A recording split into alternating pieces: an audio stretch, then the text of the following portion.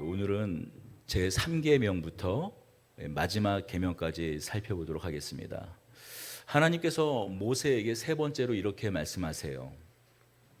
우리 7절 같이 읽어보겠습니다. 너는 내 하나님 여호와의 이름을 망령되이 부르지 말라. 여호와는 그의 이름을 망령되게 부르는 자를 죄 없다 하지 아니하리라. 아멘. 우리 하나님을 망령되이 부르는 것이 어떤 것이 있을까요?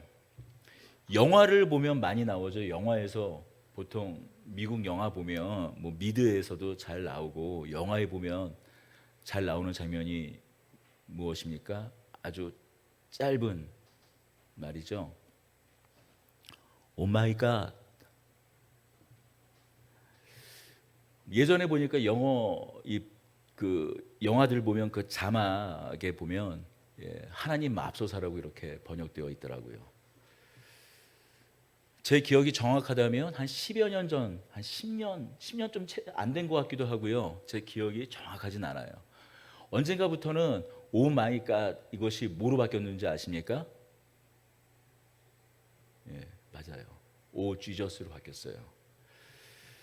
한 오 마이 갓과 오 지저스 그 비율이 예전엔 그냥 오 마이 갓이었다가 지금은 한 3대 7로 오 지저스가 압도적으로 많더라고요. 왜 이렇게 바뀌었을까 제가 한번 생각해 봤어요. 제 내피셜입니다. 오 마이 갓. 이 갓이라는 것은 뭐 하나님을 일반적으로 기독교 신앙을 갖고 있는 뭐 분들이라면 하나님을 지칭하지만, 이 갓이라는 단어는 그냥 신이라는 일반 명사이기도 하거든요. 그러니까 오 마이 갓 하면은 뭐 들을 때는 이게 대부분 어떤 당황스러운 상황이나 비아냥거릴 때나 그렇게 사용하잖아요, 영화에서. 그러니 뭐 하나님을 믿지 않는 다른 신앙, 다른 종교를 가진 사람들, 더군다나 미국은 다종교 사회 아닙니까? 또 하나님을 믿지 않는 사람도 있고요. 그러니 오마이 갓이라는 뭐 하나님이 아닌 그 신들에게도 뭐라 그럴까요? 오늘 성경 말씀으로 보면 망령되이 부를 수 있으니까, 특별히 미국의 그 영화 산업은 누가 주도하고 있습니까? 유대인 아니에요. 이게 제 내피셜이에요. 오마이갓 하면 유대교도 하나님을 믿잖아요.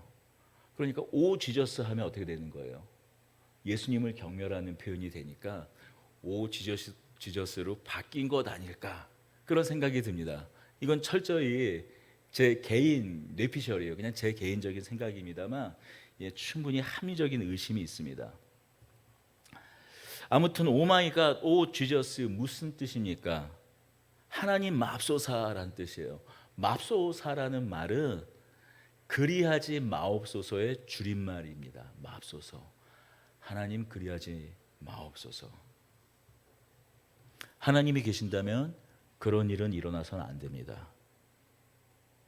하나님이 살아계신다면 이런 일은 있을 수 없습니다라는 말이에요. 어떤 상황이 있을까요? 자연재해가 있을 수 있겠죠. 뭐 화산 폭발, 지진, 해일, 그런 자연재해가 일어날 때 적게는 수백, 수천, 수만의 사람들이 죽습니다. 일순간에 죽는 일이 일어납니다. 그때 그런 일을 우리가 맞닥뜨릴 때 오 마이 갓, 그런 표현을 쓰는 경우가 있죠. 물론 영화에서 아주 가벼운 그냥 어처구니 없는 상황에서 습관처럼 하는 그런 것 아니더라도 말이죠.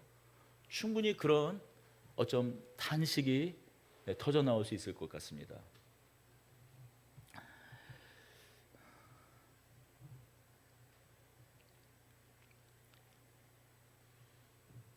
또 어떤 일이 있을까요? 요즘 우리 한국 사회에서 자주 일어나는 일입니다.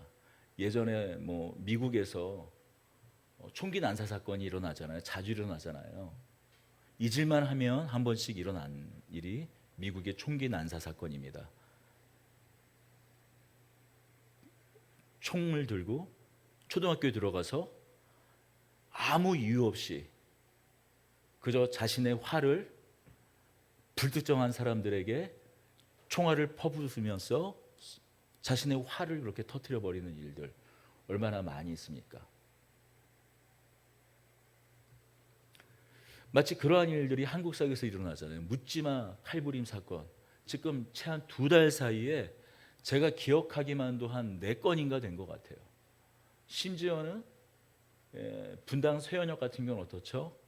차를 인도로 끌고 가서 사람을 치고 내려서 칼로 찔러, 또 한 사람은 지금 아직도 식물인간 상태에 있는 그런 유사한 일들이 계속 지금 반복되고 있어요. 충분히 하나님 마옵소서 그런 말을 할 수가 있을 것 같아요. 그렇습니다. 크게 보면 자연재해 앞에서, 아니면 또한 사람이 지은, 어떻게 사람이라면 저런 일이 있을 수 있을까 하는 그런 참혹한 일, 하나님이 계신다면 왜 이런 일을 막아주시지 않을까 하는 그런 탄식 앞에서 우리가 오 하나님 마옵소서, 오 마이 갓, 어떤 영화에서 보면 오 지저스 그렇게 탄식을 합니다. 꼭 별거 아닌 가벼운 당혹스러운 상황인데 습관처럼 하는 그런 말 아니고서도 말이죠.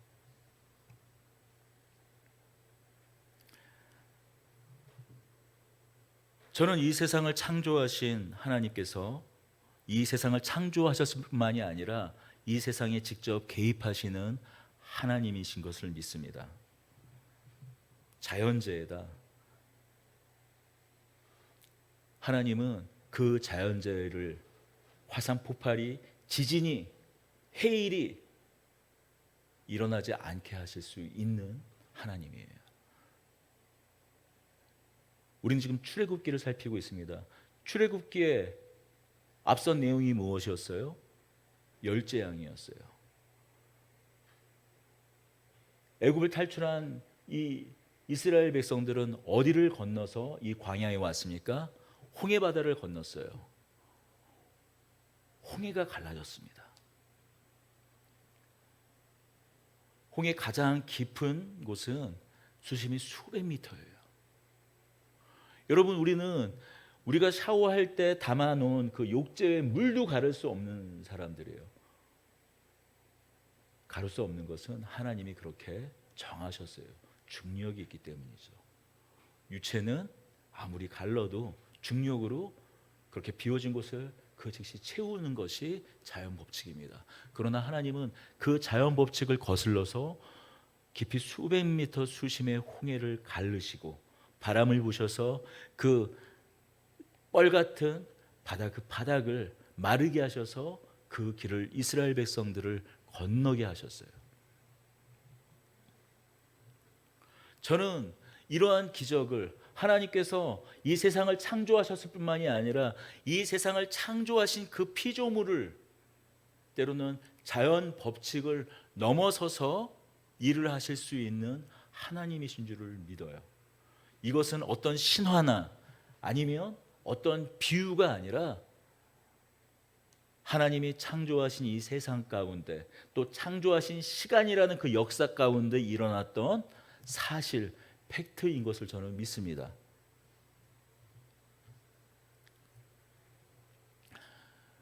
제가 이걸 믿지 않는다면 수십 년을 믿음을 가지고 또한 하나님을 향한 마음을 품어 신학교에서 공부를 하고 목사를 안수받아서 지금 이렇게 복음을 전하고 강단에서 이 말씀을 하고 있는 자체가 얼마나 허탄하고 헛된 거고 무의미한 일입니까? 아니, 어떻게 믿지 않는 것을, 자신도 믿지 않는 것을 전하고 그렇게 살라고 말할 수 있습니까? 그러나 자신도 믿지 않는 것, 이것이 다만 신화이고 상징일 뿐이고 비유일 뿐인데 이것을 믿으라고 강요하는 사람들이 있어요. 얼마나 웃기는 일입니까?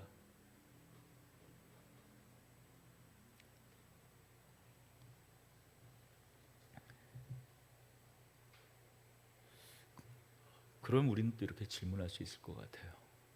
아니, 그렇게 수천의 사람, 그 중에 어린아이도 있을 테고 아직 채 꽃도 피우지 못한 사람들이 거기 있는데, 거기에 그 수천 수만의 사람들이 다 도둑놈, 강도, 협작꾼, 살인자, 그런 사람이면 어떻게 물살 당해도 우리가 기뻐하고 손뼉을 치겠지만, 거기에 우리가 보기에 아무 죄 없는 사람이 있잖아요.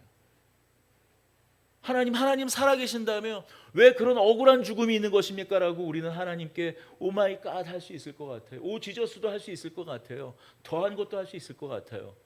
그래, 우리가 원하는 대로, 우리가 원하는 방식대로 하나님께서 이 세상의 모든 자연재해 가운데 개입하신다고 한번 생각해 보세요. 공평하게 개입하셔야죠. 벌써 20년 넘은 것 같네요. 예전에 그 2000년대 초반에 있었던 인도네시아 대지진 때, 그 해일 때 수많은 사람이 우리가 죽지 않았습니까? 그럼 수많은 사람이 죽지 않고 동일본 그 대지진, 우리가 지금 후쿠시마 것 때문에 다시금 첨예하게 우리가 갈등을 겪고 있는, 그 얘기를 더 하진 않겠습니다. 자, 그때도 수백의 사람들이, 수천의 사람들이 그렇게 죽고 고향을 떠날 수밖에 없고, 지금도 그 여파가 있습니다. 어쩌면 태평양 그 모든 바다가 죽어버릴 수 있는, 아니 이제 죽게 될, 마치 요한계시록에 있는 천사들의 그 일곱 나팔 중에 한 나팔이 불 때 바다 생명 3분의 1이 죽는 것 같은 그런 일이 어쩌면 지금 일어나고 있는 일인지도 몰라요. 자, 아무튼 그렇다면 수많은 사람은 죽을 것 같을 때 하나님이 개입하시고, 수백 명의 사람, 그 중에는 선한 사람, 갓난아기 아이가 없을까요? 오히려 그런 자연재해는 연약한 사람들이 더 피해를 보는데 말이죠. 자, 하나님께서 충분히 넉넉히 그 모든 것을 마치 홍해를 가르듯이 개입하셔서 그런 일들이, 참혹한 참사가 일어나지 않도록 하실 수 있어요. 왜 그렇게 하지 않으실까요? 만약 그렇게 하면 여러분, 이 땅이 지금 천국이죠. 그렇지 않겠어요? 얼마나 안전한 땅이 되겠습니까?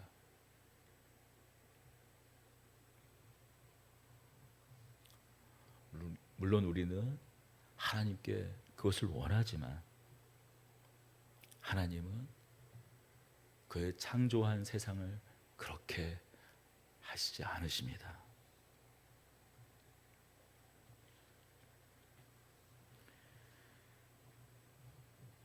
묻지마 칼부림 같은 사건도 마찬가지입니다. 막으실 수 있는 하나님이에요. 우리의 신앙은 잠시 여기서 우리란 개혁 신앙을 가진 사람들을 말합니다. 그러니까 크게 기독교 안에도 아주 크게는 두 가지의 어떤 그런 구원관, 하나님을 향한 두 가지 신앙관이 있어요. 무엇인가 하면 하나님의 주권, 하나님의 전지전능하심. 이 하나님의 전지전능하심이, 그 전지전능을 바라볼 때 어떤 한 부류의 분들은 하나님의 전지전능이 적용되지 않는 대상이 있습니다. 사람이에요. 하나님께서 전지전능하시지만 사람의 마음까지는 어떻게 할 수 없다라는 것이, 그런 신앙관을 가진 사람들이 있습니다. 그것이 이단이라는 것이 아니에요. 하나님의 주권만큼이나 사람의 책임을 강조하는 것이죠. 그래서 구원은 하나님과 사람이 함께하는 합작품이에요. 아무리 하나님이 그 사람을 구원하고 싶어도 그 사람이 하나님을 믿지 않으면 구원하실 수 없는 거예요. 왜냐, 그 사람의 마음까지 바꿀 수는 없으니까. 그 사람이 끝까지 내가 안 믿고 싶어 그러면 못 믿는 거예요. 그러니까 내가 하나님을 믿는 것,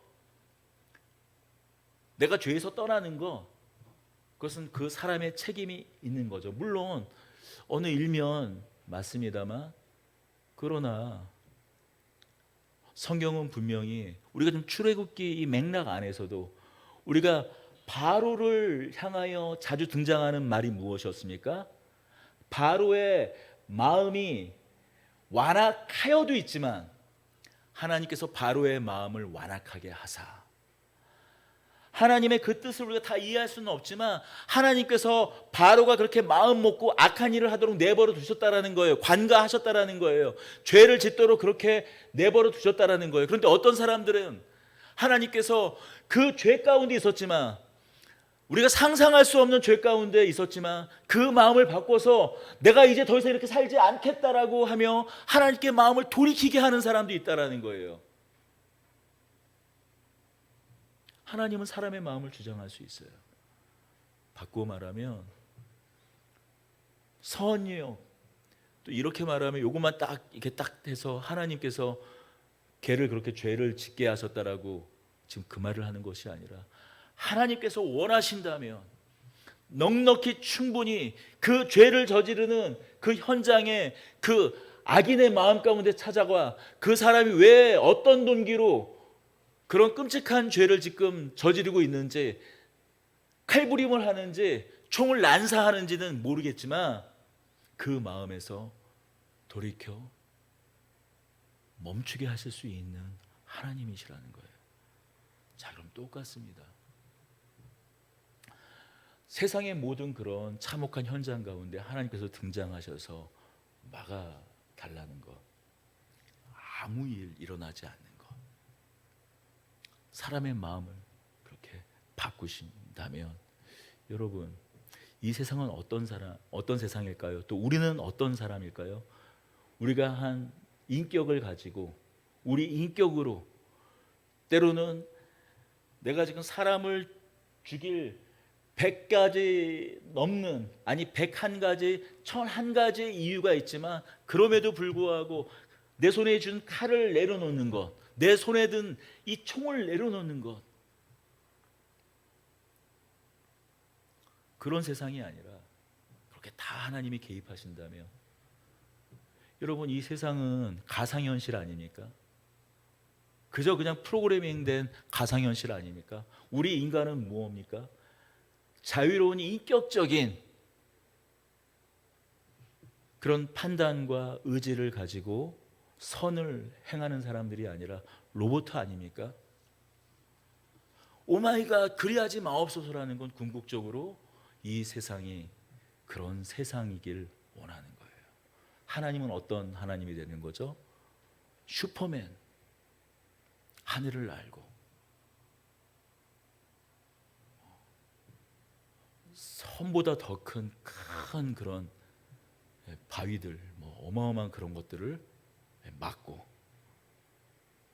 배트맨처럼 이곳저곳 종횡무진하면서 범죄가 일어나는 현장들을 또한 막아내는, 여러분, 우리가 원하는 하나님이 슈퍼맨 아닙니까? 배트맨 아닙니까? 마블에 있는 히어로 아닙니까? 하나님이 그렇게 해주지 않으시니까 지금 등장하는 것이 뭡니까? 가짜 히어로, 가짜 신, 거짓 신을 만들어내는 것이 지금 영화 산업이잖아요. 오마이갓, 왜 우리가 원하는 대로 하나님은 일하시지 않는 거냐는 거죠. 뭐예요? 우리가 원하는 대로, 우리가 원하는 세상의 모습대로 당신은 일하라는 거예요. 여러분, 그게 무엇이라고 그랬죠? 지난주에 바로 그것이 우상 숭배예요. 내가 원하는 걸로, 내가 원하는 식대로, 내가 원하는 방법대로 하라는 거예요.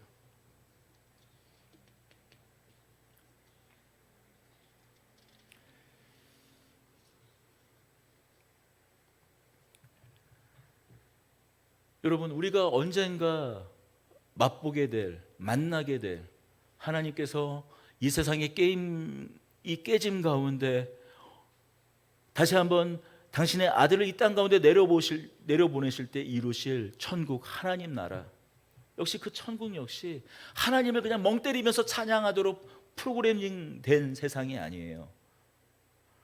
우리의 모든 마음과 뜻과 힘, 우리의 지정의로 하나님을 알아, 하나님이 어떠한 분이신지 그를 알아 하나님과 기쁨과 그 영광 가운데 사랑을 나누는 곳이에요.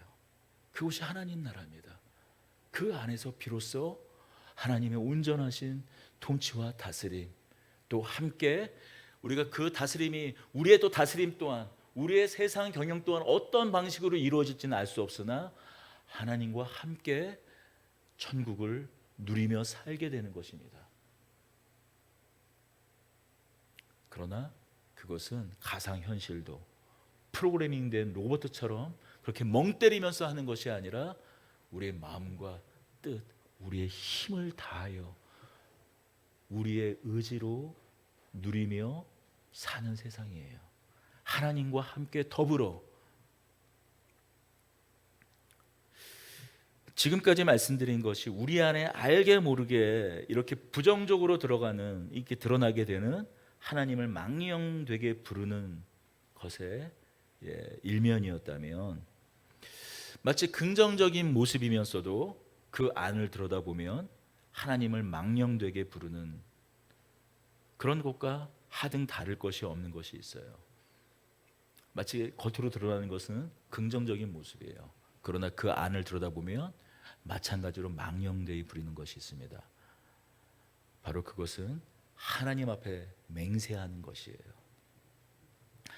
하나님, 제가 이런 것을 이루면 하나님 앞에 이렇게 하겠습니다. 우리는 이렇게 많이 맹세하고는 합니다. 서원을 합니다. 예전에 어떤 성도분이 계셨는데 좀 터무니없는 사업을 하셨어요. 그 사업이 뭔지는 제가 뭐 다 이 자리에서 밝히지는 않겠습니다만 아무튼 터무니없는 일입니다. 그런데 그것이 이루어질 실현 가능한 일이라고 또 믿고 그 일이 이루어지면 수천억을 넘는 큰 이익이 남는데, 그 일이 이루어지면 하나님께 제가 중국에 있는 또한 세계에 많이 흩어져 있는 선교사님들을 돕겠습니다. 내가 그렇게 서원하고 지금 이 일을 하고 있다라고 얘기를 하더라고요. 제가 그때 그랬어요. 지금 그냥 있는 걸로 나누세요. 하나님은 돌들로도 영광 받으실 수 있는 하나님입니다. 형제님이 그 일을 이루지 않더라도 하나님은 세계 만방에 흩어져 있는, 열방 가운데 흩어져 있는 선교사님 그분들을 오늘도 먹이시고 입히시고 일하십니다. 어떤 한 사람의 성공으로, 그 헌신으로 그 일을 감당케 하시는 분이 아니세요. 지금 오늘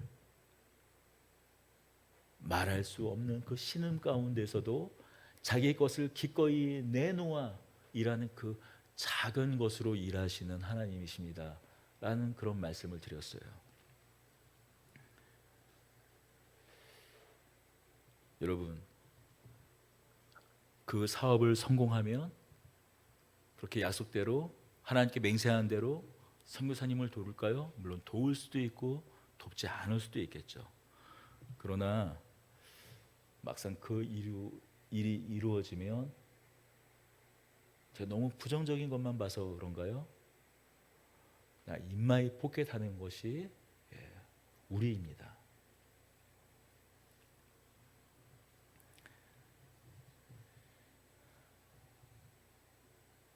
그 사업을 성공하면 그렇게 하겠다고요? 이 일이 이루어지면 그렇게 하겠다고요? 여러분, 아무리 그 최종 목적이 좋은 것이라 할지라도 그것을 걸고 결국 맹세하고 서원하는 것은 무엇입니까? 그 안에 결국 하나님 이 일을 꼭 들어주셔야만 합니다. 그래야 하나님은 영광의 하나님입니다. 신실하신 하나님입니다 라고 나의 헌신과 나의 맹세를 가지고 하나님께 딜을 하는 것이죠. 여러분, 마찬가지예요. 이건 역시 하나님의 이름을 헛되이 들먹거리며 망령되이 하며 헛된 맹세를 하는 것입니다. 하나님을 우리의 수준으로 끌어내려서 조종하려는 대표적인 우상 숭배의 행위예요. 여러분, 지금 당장 하세요. 그냥 당장 내 것을 당장 지금 할 수 있는 최선을, 내일 무엇을 하겠습니다. 아니면 내가 이런 존재가 되면 그것을 하겠습니다. 여러분, 우리는 그런 실력이 없는 사람들이에요. 우리 안에 그런 신실함이 없는 사람들입니다. 야곱을 기억하십니까? 야곱이 그 아버지 이삭을 속이고 형의 장자권을 탈취합니다. 형에게 발각되고 아버지에게 발각되어서 결국 삼촌 라반의 집으로 도망가죠. 그 도망가던 길 한 어떤 곳에 이르렀을 때예요. 꿈을 꿉니다. 헌데 그냥 들판인지 언덕인지 그 헌데에 가서 그 한데 어느 곳에서 돌을 베개로 삼아 잠이 들어요. 하나님의 사자가 하늘에서 그에게까지 오르락내리락 합니다. 그리고 하나님께서 말씀하세요. 꿈속에서 말씀하시는 거죠. 나는 여호와니 너의 조부 아브라함의 하나님 이삭의 하나님이라. 내가 누워있는 땅을 내가 내 자손에게 주겠다. 내 자손이 땅의 틀들과 같이 되게 하겠다. 땅의 모든 족속이 너와 내 자손으로 말미암아 복을 받을 것이다 라고 하나님께서 약속하십니다. 언약하세요. 이 약속과 언약은 누구에게도 하신 것입니까? 아브라함에게도 하신 것이에요. 창세기 12장 기억하시죠? 너로 말미암아 너를 복이 되게 하겠다. 내 자손을 창대케 하겠다. 너로 말미암아 너 자손으로 말미암아 세상 모든 민족과 열방이 복을 받을 것이라고 약속한 그 약속을 야곱에게 다시 확인시키시고 다시 갱신하시는 거예요. 그 약속이 아브라함과 너희 조부 아브라함과 너희 아버지 이삭과 그리고 다른 누구가 아닌 너를 통해서 또 너의 자손을 통해서 물론 우리는 알고 있죠. 궁극적으로 예수 그리스도를 통해서 이루어질 것이라는 것을요. 그 약속을 다시 야곱에게 재확인하고 계세요. 야곱이 깨어서 일어나 두려워합니다. 내가 하나님을 만났구나 하며 그곳을 베델 하나님의 집이라고 이름 짓습니다. 또 그곳이 하늘의 문이로다 하며 기둥을 세워요. 기름을 부어 기념합니다. 그리고 하나님께서 나를 지키셔서 내가 다시 이곳 가운데 돌아오면 내가 가진 그 모든 것의 10분의 1을 하나님께 드리겠다라고 약속해요. 맹세하고 서원하죠. 야곱이 삼촌 라반의 집에서 돌아옵니다. 거부가 되어서 돌아와요. 그러면 그가 처음 가야 할 곳은 어디였을까요? 베델이었겠죠. 그러나 그는 야복강 앞에서 자신의 목숨을 부지하려고 하나님께 10의 1조를 드리는 것이 아니라 목숨을 구원하고자 에서에게 그 형 에서의 마음을 풀고자 자신의 재산을 그것도 아주 아주 그냥 뭐라 그럴까요? 뭐 이렇게 뭐 지혜롭다고 말을 해야 되나? 계속 나누어서 가면 갈수록 더 이제 큰 것을 이제 막 드리는 그런 식으로 여러 차례 나누어서 보내드리죠. 하나님과 밤새 씨름을 합니다. 결국 하나님께서 우리가 어떻게 그 야곱 형 에서의 마음을 바꾸셨는지는 알 수 없으나 아침이 되어서 밤새 하나님과 씨름하고 아침이 되어서 그 형 에서를 만나게 될 때 그 에서는 야곱을 용서합니다. 자, 그러면 그 형에게도 자신의 재산을 내놓았던 야곱이 베델로 달려가 10의 1을 드렸을까요? 아니요. 세겜 땅으로 갑니다. 마치 소돔 땅 같은 세겜에 가서 결국 몹쓸 일을 당하죠. 딸 디나가 강간을 당합니다.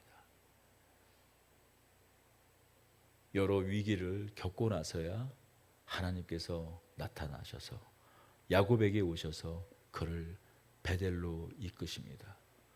그러나 놀라운 사실은 그 베델에 가서도 10의 1조를 드렸다라는 것은 나와 있지 않아요. 인마이 푸켓합니다. 한번 보세요. 살펴보세요. 그저 제사 지내는 걸로 퉁쳐버려요. 베드로는요.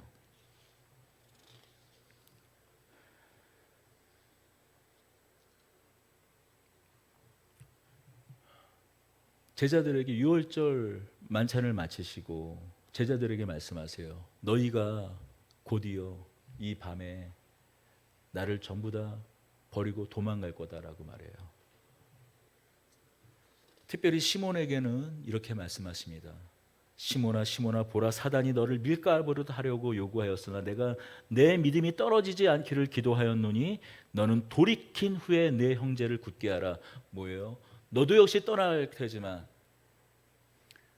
말고의 귀를 잘라가면서 너의 그 열심과 너의 충성과 너의 그 모든 진심을 너는 내게 보였지만 너마저도 도망갈 거야. 그러나 내가 계속 기도하고 있어. 너를 위해 기도하고 있어. 네가 나를 배반할 것이지만 너 역시 나를 떠날 것이지만 마음을 돌이켜 너희 형제를 굳게 하는 사람으로 온전한 사도가 되기를 내가 너를 위해 기도할 거야 라고 예수님이 말씀하십니다. 그때 베드로가 말하죠. 주님 아닙니다. 내가 오게도 따라갈 것이고 예수님이 죽는 그 자리까지 죽는다면 내가 죽기까지 해서 같이 끝까지 따라갈 것입니다 라고 말합니다. 예수님이 말씀하시죠.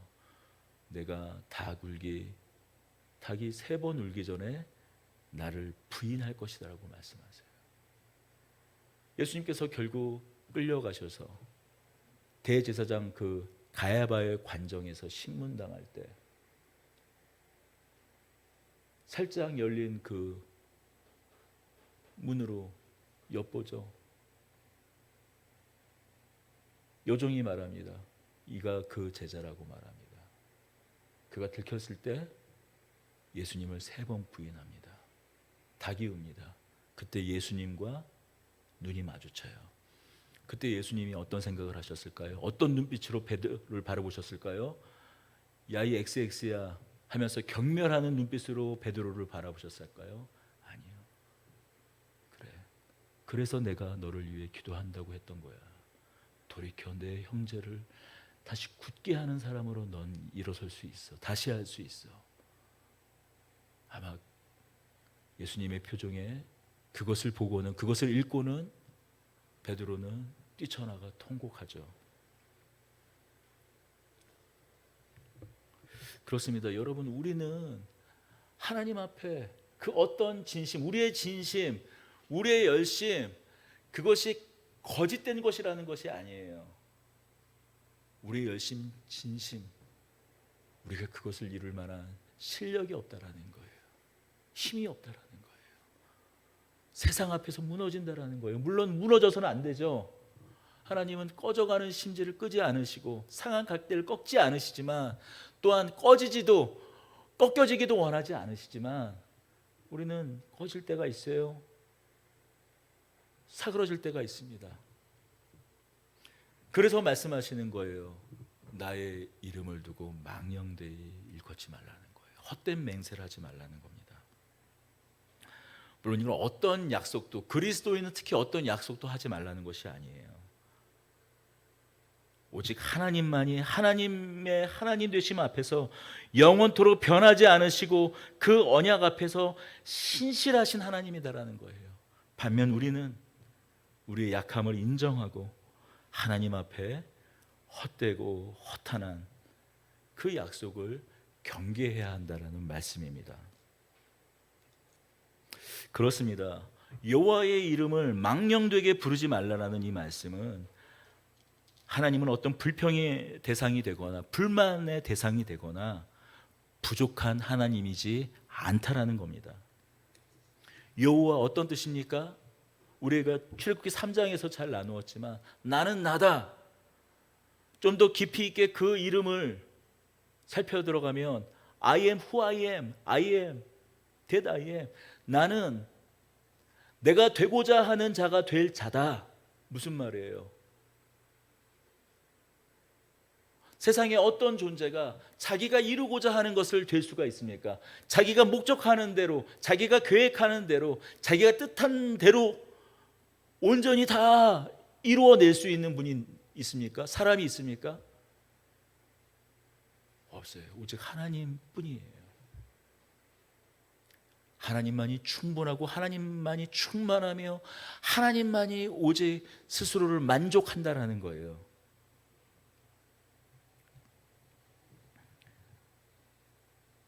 부족함이 없으신 하나님이라는 것입니다.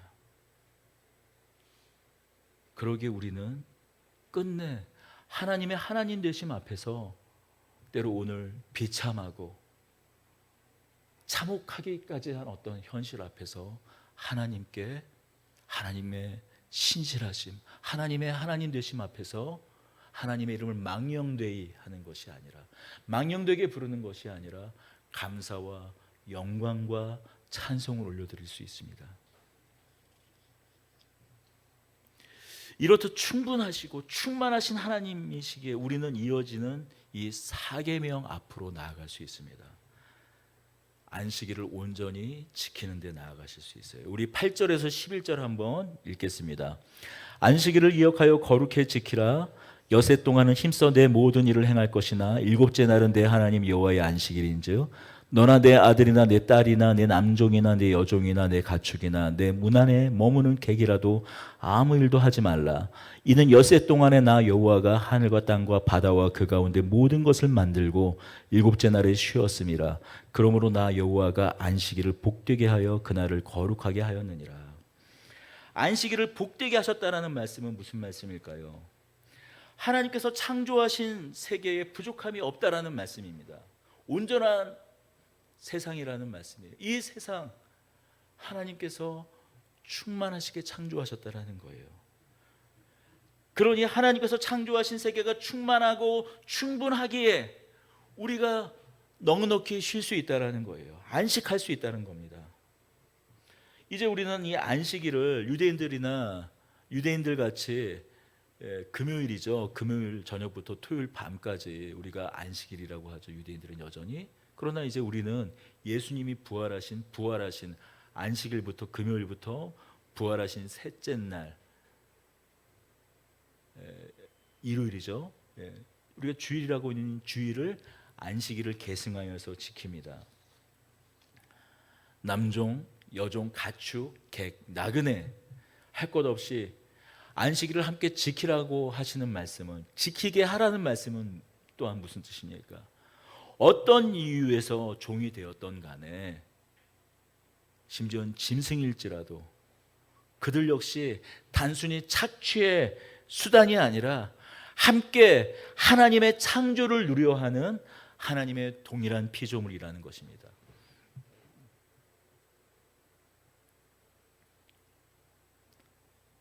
특별히 안식일에 대하여 하고 싶은 말은 많습니다만 이 전태일 열사가 기억이 나요. 우리가 그 동대문 평화시장에 봉제공장 노동자였던 전태일 열사를 어린 친구들은 모르겠지만 대부분 한 30대 이상의 교육을 받은 사람이라면 알고 있습니다. 벌써 50년이 훨씬 넘은 일이죠. 평화시장 봉제 노동장이었습니다. 전태일이라는 당시의 그 청년은.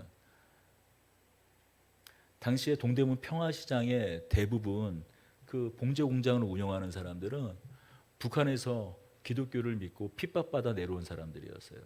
애초부터 좀 가신 재산들이 있었고 또 이 상업에 예전부터 그 함경도 또 분들이라든지 그런 분들이 그 장사 수완이 또한 있기도 해서 일찍부터 우리나라 초기에 이 해방 이후 초기에 산업 자본가로 성장할 수 있었습니다. 대부분 그 당시에 봉제 공장 사장들이 어떤 사람이었냐면 북한에서 기독교를 믿다 핍박받아 내려온 분들인데 그분들이 물론 전부 다 그렇게 했다라고는 말하지 않겠습니다만 많은 그 기독교를 믿었던 분들이 신앙인들이 봉제공장 노동자들을 잠에 들지 않는 하루 종일 고된 그 환풍기 그 먼지 구덩이에서도 일을 하다 보니까 꾸벅꾸벅 조는 일이 있으니까 각성제를 먹이면서 일을 시켰어요. 아주 참 말도 안 되는 그 적은 월급을 가지고 말이죠. 전태일 열사도 전태일 그 청년도 믿는 자였어요. 그들에게 제대로 대우를 해달라, 쉬게 해달라. 그리고 오늘 먹을 수 있는 양식을 오늘 우리가 살 수 있을 만큼이라도 우리에게 급료를 달라는 거예요. 쉽게 말하면 안식을 달라는 것이 전태일 열사의 요구였습니다. 그는 끝내 분신을 해서 죽었어요.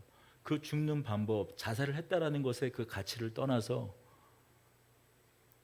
그가 교회를 다녔지만 그 교회는 장례조차 치러지지 않았습니다. 여러분, 그러지 말라는 거예요.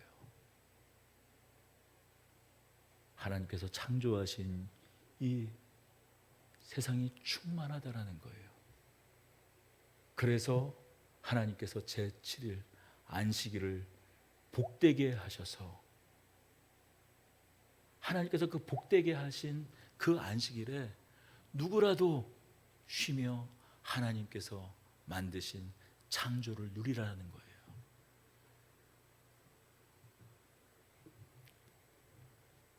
사계명입니다.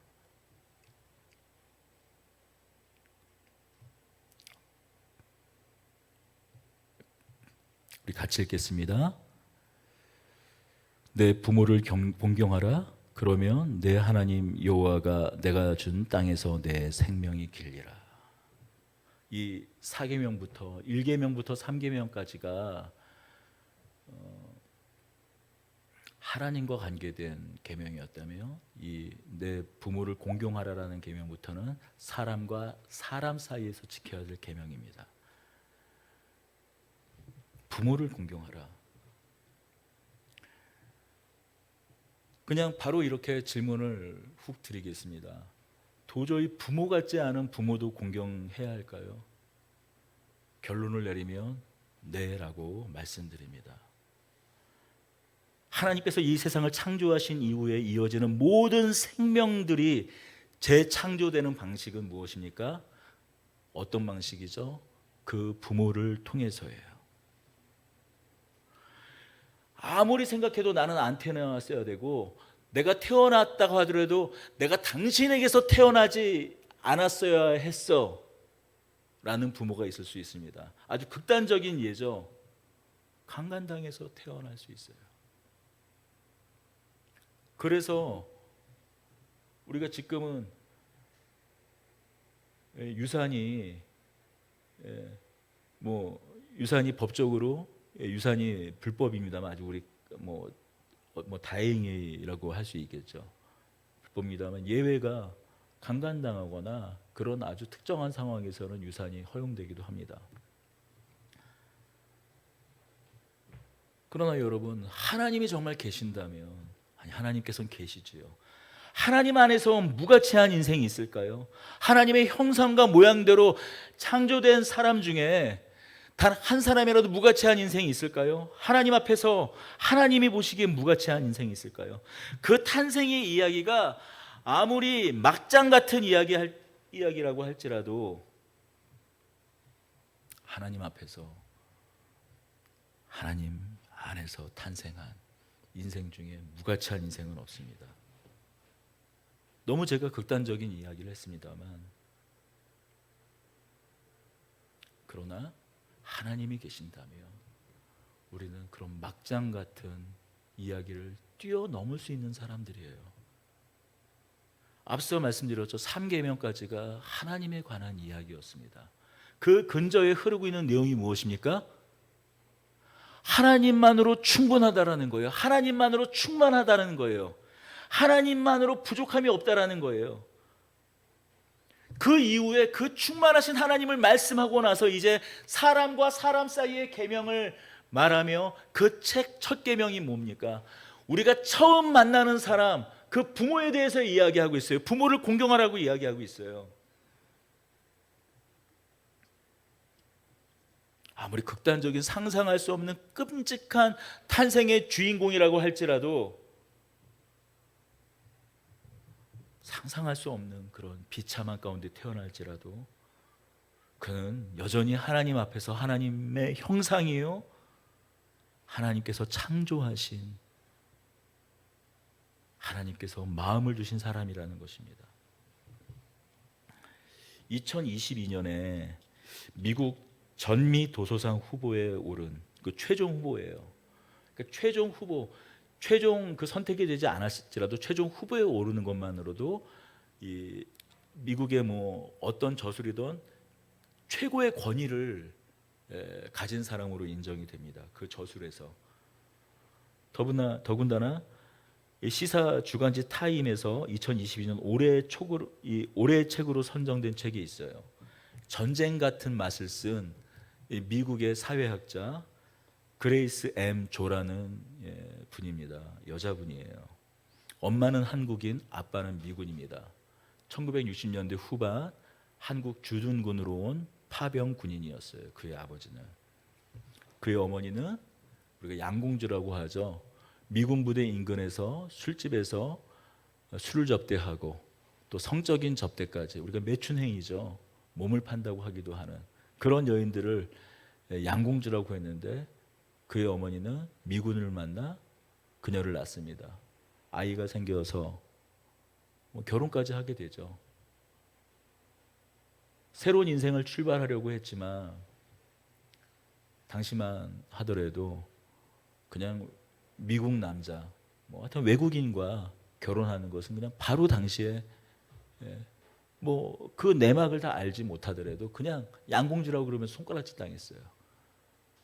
당시에는 그냥 뻔한 일이었기 때문에 그렇죠.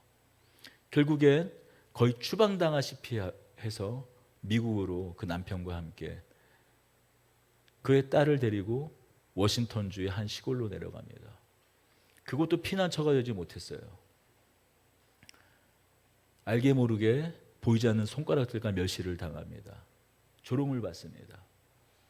결국 그의 딸 그레이스 M 조가 15세쯤 됐을 때 그의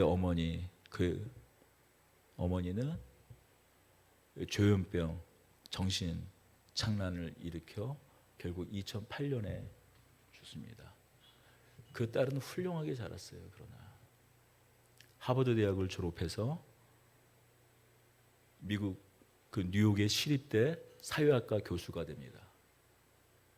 그리고 사회학과 교수인데 어떻게 보면은 자신의 어머니를 통해서 한 여인의 삶을, 지난한 삶을 통해서 사회를 조망하는 거예요. 바로 그 책의 이름이 전쟁 같은 맛이에요. 얼마 전에 8월 그 중순에 우리나라도 방한을 했더라고요. 그래서 제가 신문에 그 그레이스 조라는 교수분의 삶의 내용을 알게 되었습니다. 그의 어머니만 양공주라고 손가락질했을까요? 미국에 돌아가서는요. 미군의 한국 부인이 어떤 삶이었을까, 어떤 여자일까, 사람들은 모두 알았습니다.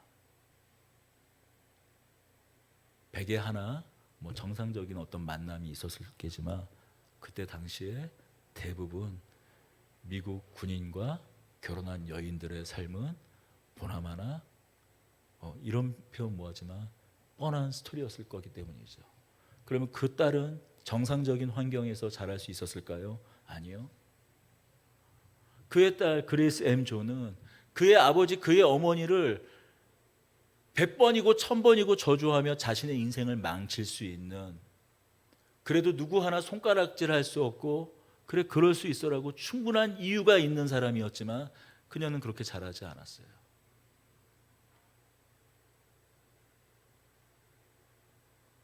그리고 끝내 사회학자가 돼서 그의 어머니 그 인생을 책으로 그려냅니다. 그의 어머니와 그의 아버지, 이 땅에 깨어진 역사를 보듬어 이 대한민국이라는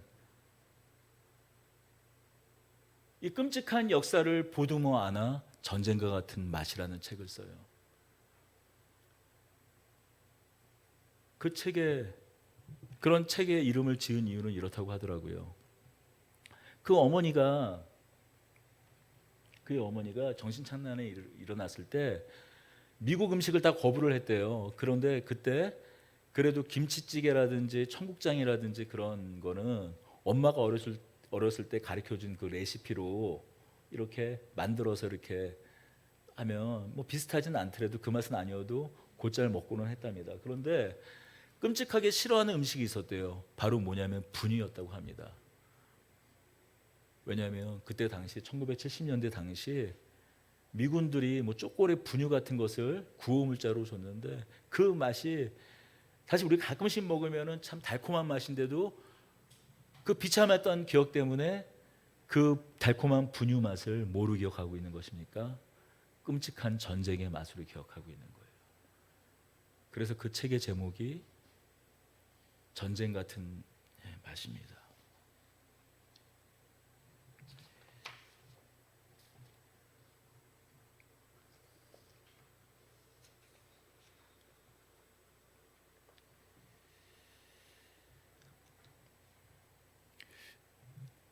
여러분, 그 그레이스 M 조가 난 기독교인인지 그것은 잘 모르겠어요.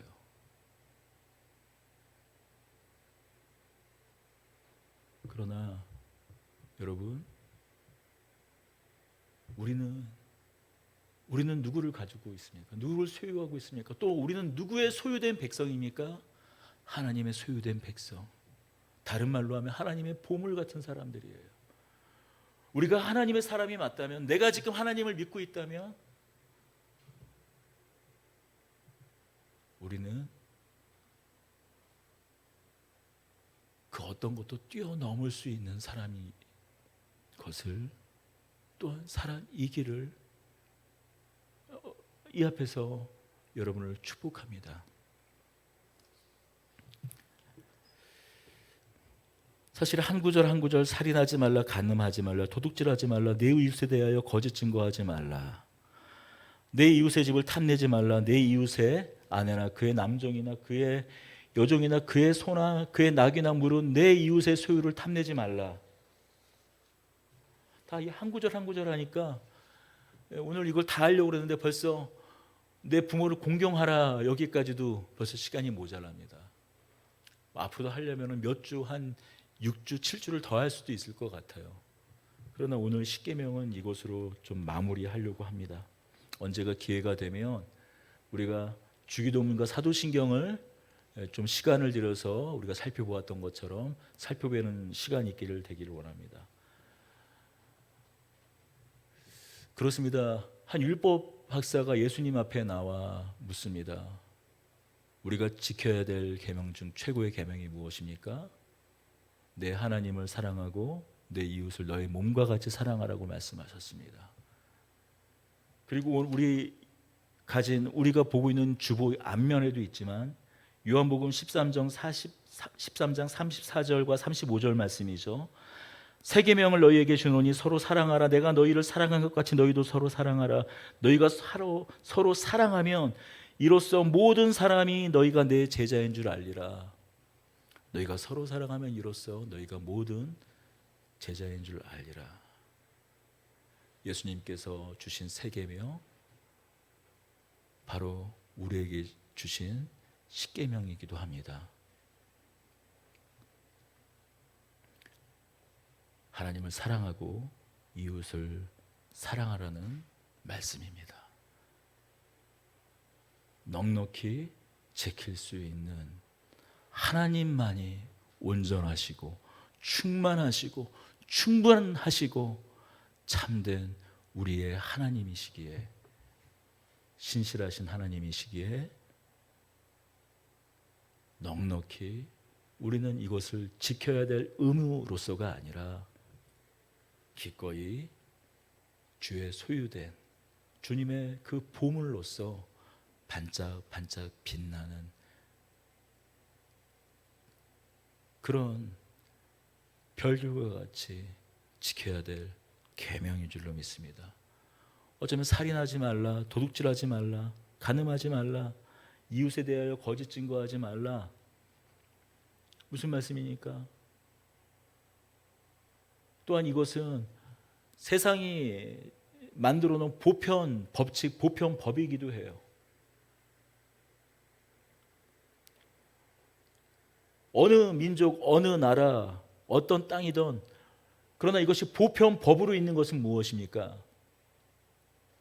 너무나 보편적이고 당연히 해야 될 것인데 당연하지 않고 깨어지고 깨지고 지키지 않고 죽이고 간음하고 도둑질하고 내 것을 탐하려고, 아니 내 것이 아닌 다른 것을 탐하려고 거짓말을 해서까지 법정에서 거짓 증언을 하면서까지 빼앗기에 법으로 있는 것이잖아요. 그러나 이것은 우리에게 하나님만이 충분하기에, 하나님으로만 만족할 수 있기에 너희는 그러지 않아도 돼 라고 하시는 말씀, 계명인 줄을 믿습니다.